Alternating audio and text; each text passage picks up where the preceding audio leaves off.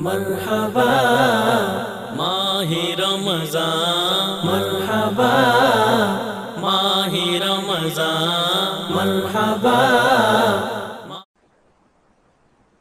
رمضان یا ماہ رمضان کیا کہا جائے، اور اس شخص کی دلیل جو دونوں کہنا درست جانتا ہے۔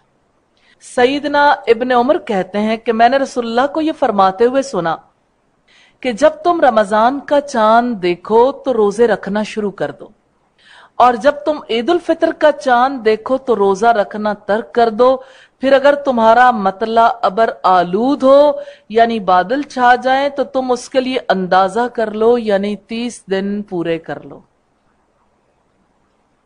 یہ باب لا کر امام بخاری نے اس حدیث کے کمزور ہونے کی طرف اشارہ کیا ہے جسے ابو عدی نے حضرت ابو ہریرہ سے مرفوعاً روایت کیا ہے کہ رمضان مت کہو، رمضان اللہ کا ایک نام ہے۔ اس کی سند میں ابو معاصر ہے، وہ ضعیف الحدیث ہے۔